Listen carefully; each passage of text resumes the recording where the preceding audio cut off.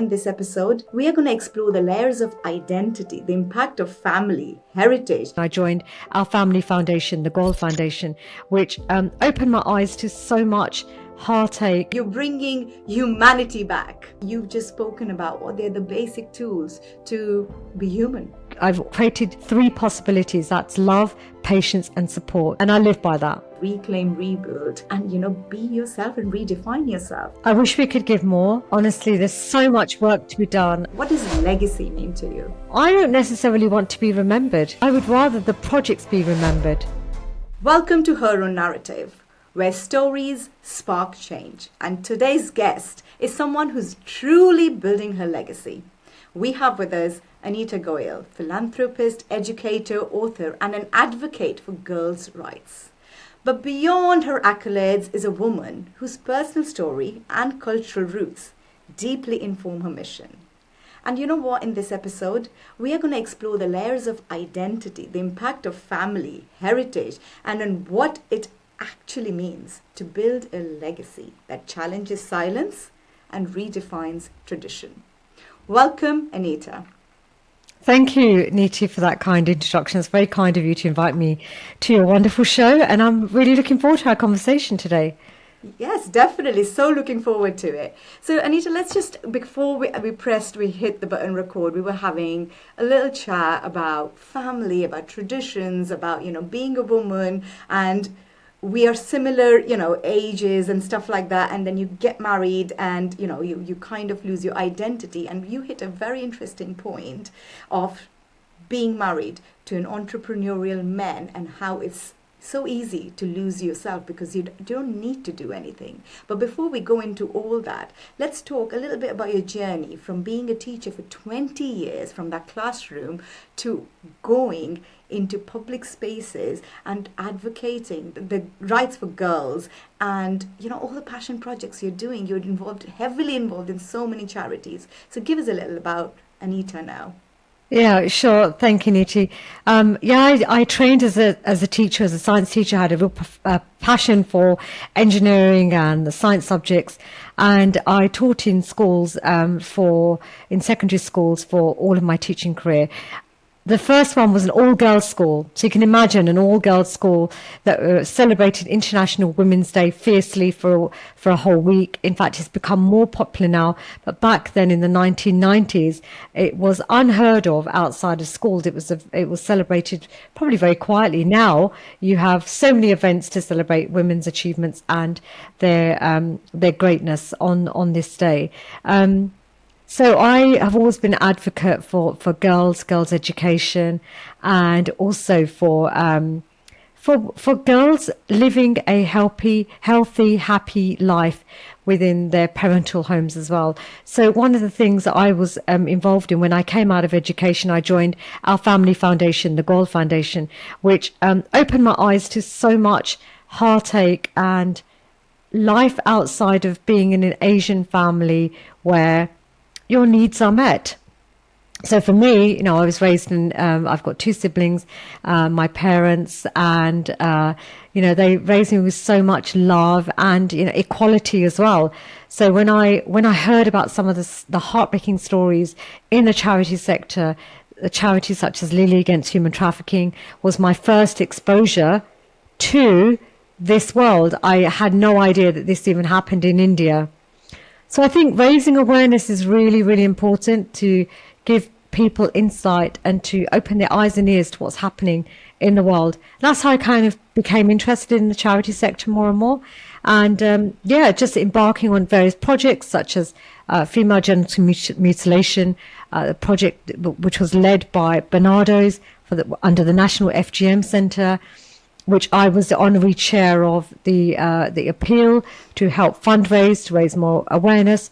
And I had an opportunity to really, really put my heart and soul into that and to really get multi-agency stakeholders involved to raise awareness, even within our own community. I think this is, people people don't know about this. So a lot of my work has been about, okay, I've now learned about this. How do I tell other people about this too?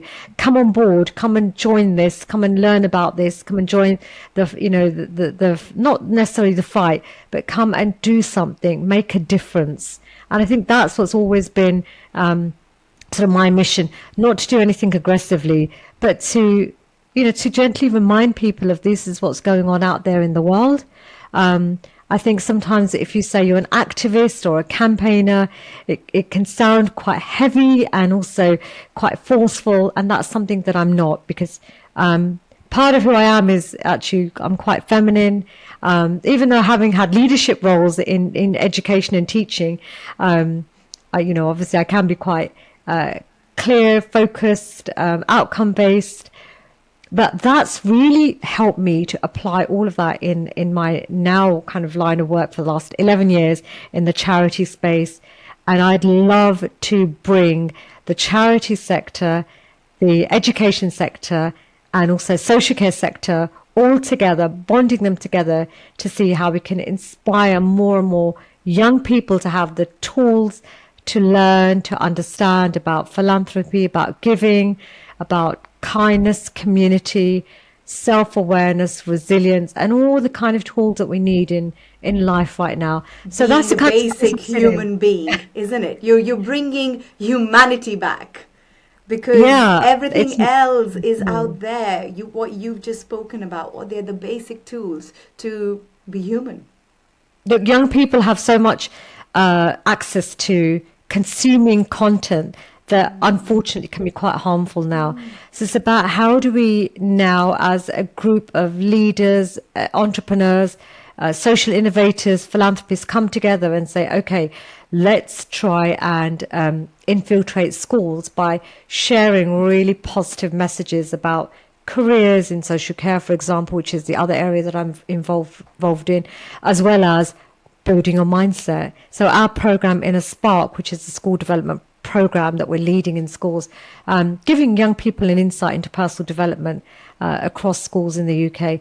And that gives, I think, the power to ignite the spark in changing your thinking, transforming your thinking about, I can really do that. I could set a goal and really do this. I could really pursue something that I'm passionate about. There's so much out there that's available. So how do we bring good content to young people's ears and eyes and really inspire them to do something great in their lives? That's amazing. That's such a noble thing to do as well. When you said, obviously there are a lot of trauma out there, but fortunately for you, you were brought up with equality. Not many girls do, which is where we want mindset shift, because why not? The question is why not? But coming to how do I put it? You're going with the young girls, but when you come across a bit of an older generation, not older, like, our kind of age generation, do you see there is a shift there happening somewhere? Oh, definitely. I have two daughters, and my sister has two daughters, and I know that our upbringing was very, my mum was definitely a feminist, a leader. She, in her chapter in Voices from Punjab, my first book, I really share about the kind of empowering things that she did at her time in the 1970s when she first came to this country as a Punjabi woman. My mum had me when she was 19 years old. We grew up like friends. Even now, we're like friends. We are friends. I'll coach her, she'll coach me. And, we do stuff together just like as friends would do. And I think I have the same relationship with my daughters as well, where I am, I am the mother, do as you're told, you must do this, you must respect me. I don't do any of that. I just sit in a space of possibility, and I've created 3 possibilities. That's love, patience, and support. And I live by that. And that helps me through most situations where I'm in. It helps me through that, especially when, I was having a little bit of troubled time, I think, when my mother-in-law passed away, with family members. And I decided that at the funeral, before, after, that was going to be my possibility: love, patience, and support. And all the way through, that really helped my mindset and build my resilience to enable me to bring forward my best self to all the family members. It was a tough time, but I'm glad I did. That possibility was created through coaching. Had a great coach, and I strongly recommend that women get themselves a coach on a regular basis. I have a coach, different coaches, once a fortnight, just to really help me with my goals, my thinking, and to really give me that mindset power that helps me to continue in my social innovation work and also with my philanthropy. Anita, you had a lot of challenges in your life, as most of us do. Life isn't all bed of roses. So have you always been this person, this mindset, this positive mindset, or something shifted? And if it did, what was there that brought that change? Wow, I'm glad you asked me this question, actually. It's a great question. So yeah, I have struggled in my first marriage quite a lot. And I think a lot of it was down to maturity and my own self-worth and my own understanding of what I really wanted in my life. So getting married too young didn't help me.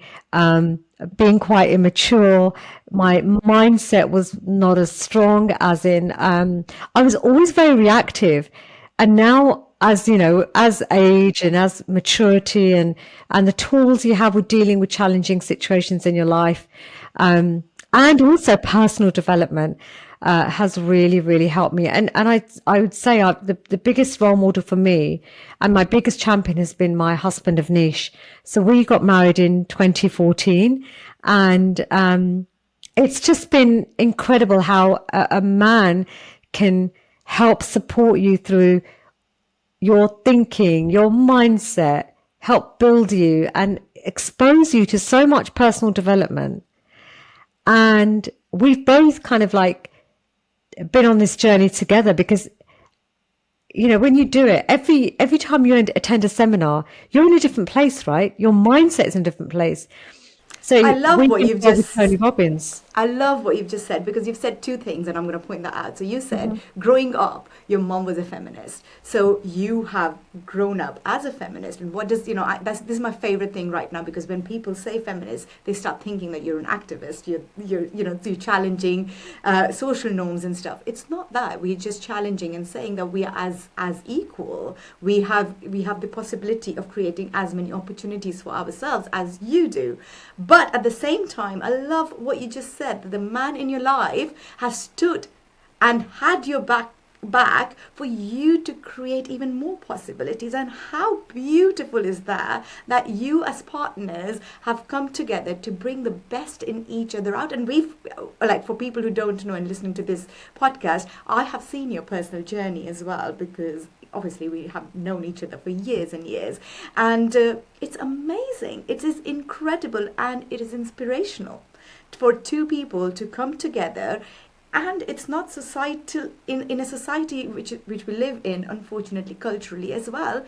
It's not always received like, yeah, here you go, arms are open and you're doing great. So that in itself, you two getting together, and as you said, you had challenges in your first marriage as well. How was that?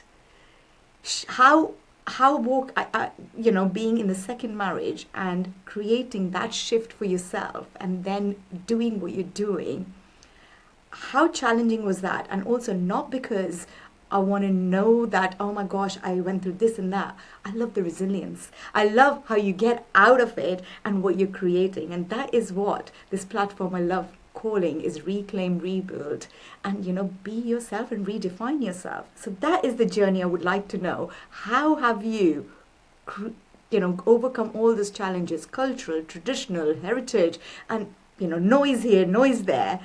It must have not been so easy. Yeah, I guess it's how you manage your mindset. And I've generally mostly been a positive thinker. So I think affirmations have been really powerful for me, particularly more recently when I've been using affirmations for myself. and work on yourself. That if you can do the work on yourself, and you nurture your mindset, your thinking, the power of one thought. One of the best books that I've read is The Power of One Thought by Sister Shivani from Brahma Kumaris, and that's been really, really interesting on how we view the world, how we just see a circumstance or a situation, and how we can get so enrolled in the negativity around that, because you and I could see the same situation but have completely different viewpoints on that 100%. and interpret that in so many different ways and think that we are right. You can think, oh, no, my point of view is right. I can say my point of view is right. And we come across that time and time again in families and friendship groups. But friendship groups are probably more, you'll hang out with people who you're more aligned with, who support your thinking and your ideas. You can choose. But you can choose. Your families is another thing. It's different. So I think I've been really, really fortunate, Niti. First of all, I have always had very, very supportive parents. My mum and dad have really been pro-education, and have, I didn't really learn to cook when I was growing up. I was really, really lucky. I grew up where mum said, you need to study, go and study. This is your power. This is what's going to take you through everything in life. Becoming a professional, working in a professional environment, how you speak to people, how you communicate with people, what you read, the content you consume again, and the peer group, all of these things I learned from when I was quite young. But, I did get thrown off track many, many times. But one thing I adore about my mum and dad is they always said, no matter what you do wrong, no matter how you go off track, we are always here for you. We will support you. We will tell you when you're going wrong. Whether if you listen to us or not, it's up to you. But we will not have any regrets on telling you where you're not following the right path. And there were many occasions where I was off path, off track. But just having them there, knowing that mum and dad are there to support me. And also my brother and sister, our relationship is very strong. And I'm the oldest of three. And I think, I think it's quite a big responsibility being the eldest child. Yes, same. It is, isn't it? Very right? Similar, yes. And you've got so much to you're the role model. You're it's the pressure that comes through as well. Huge pressure. Yeah. But I try not to look at it so much as pressure. I try and look at it as, how can we make this role light? How do we make this low? So I lead the way, I think, with my brother and sister. In a really happy, light-hearted way. I love hanging out with them. We do lots of great things together and have fun together and laugh together and just love each other and just be there to support each other when things are really down. So when my first husband passed away and he was very, very unwell, it was quite sudden, his death. My mum, my sister and my brother and my mum and dad, they were like, the legs of the table supporting me.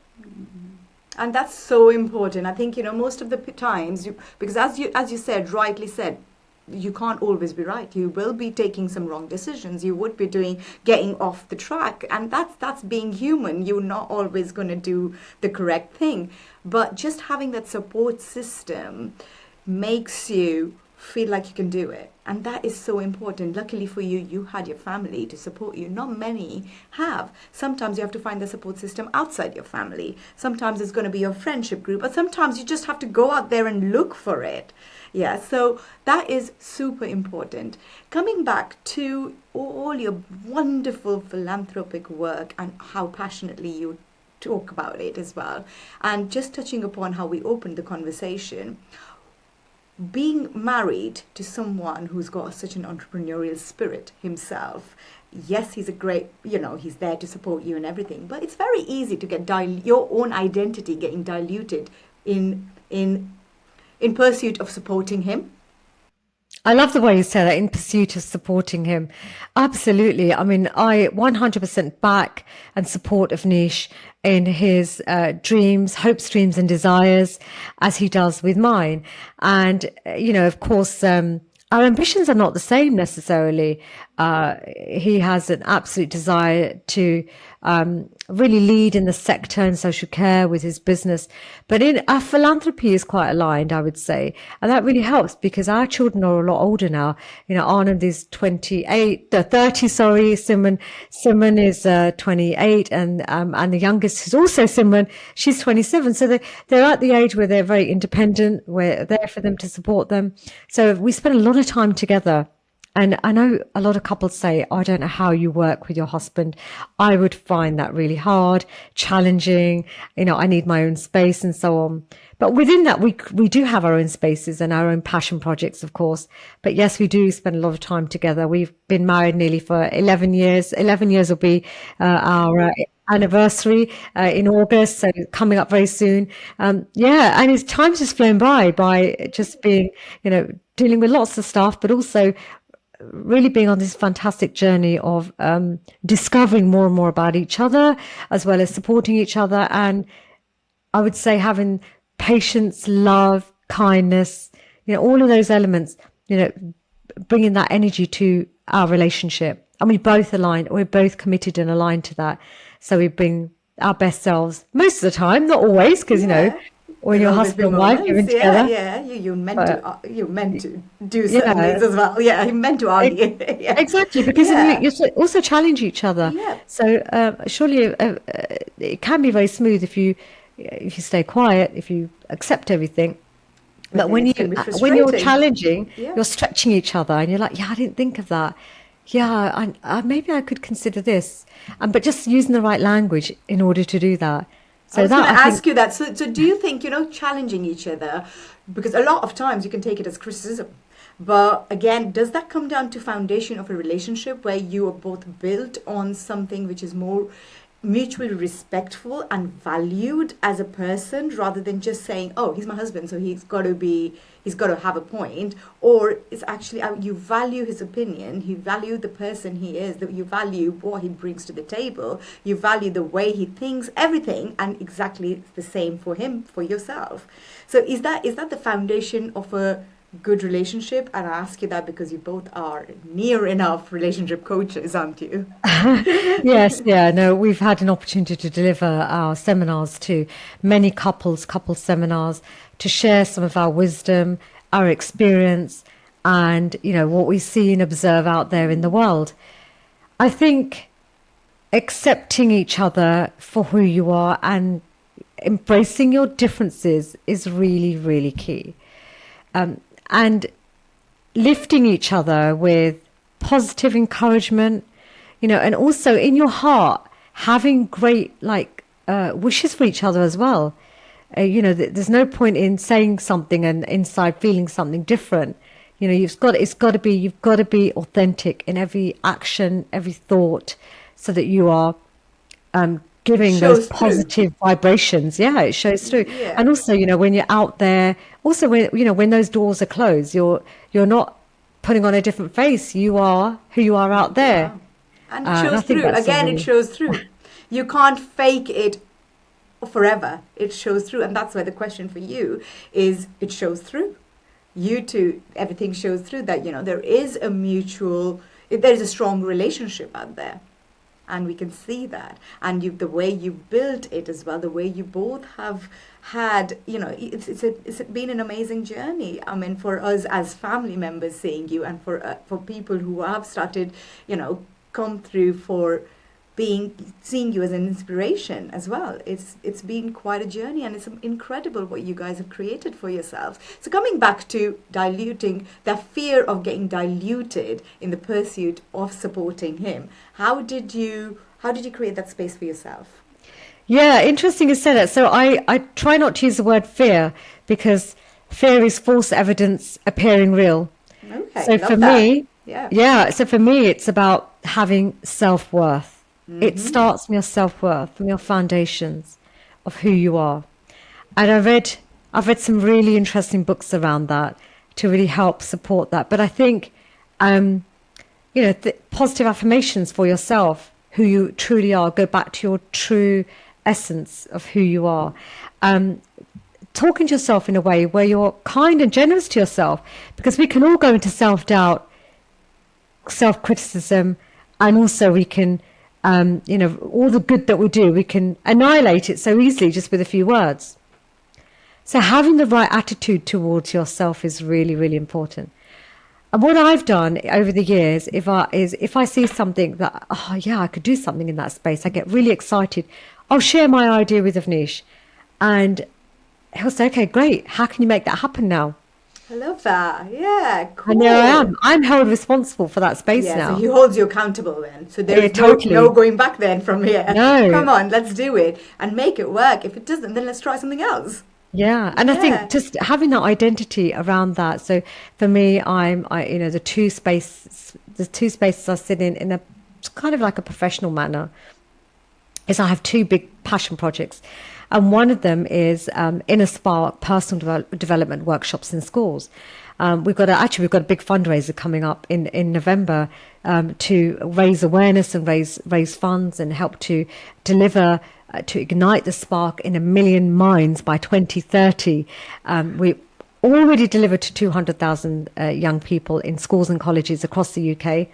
It's growing. We have almost 15 delivery partners who are really an expert in their field of delivery. And what they do is they go into schools and they deliver on our Spark model, which is helping young people to raise self-awareness, to help them with their purpose, to have accountability, to build their resilience, and also to be kind. So using that, it's a 1-hour workshop, which we have, a real amazing array of workshop leaders and delivery partners who are delivering on this model. So that's one of my passion projects, which Avnish supports me with. In fact, it was Avnish that came up with the idea years and years ago. And I said, look, I don't think this is going to work in schools. But of course, things change, as we know, when COVID came and schools needed support. And this is now growing, evidently, with mindsets and mental health. So that's a space in which I am hugely passionate about. And the second area is, how do we change the narrative on social care? So right now there's lots of negativity about social care, and I would love to bring more and more young people into this space, into social care, to learn, to design, to develop a career in social care when they leave school, when they leave college or university, and they join an ever-growing sector where we have a huge shortage in our workforce. We also have the negative narrative to deal with.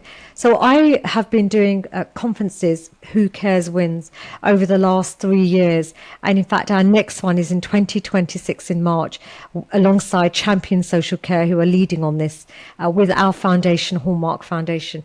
And we aim to bring 500 young people from all over the country in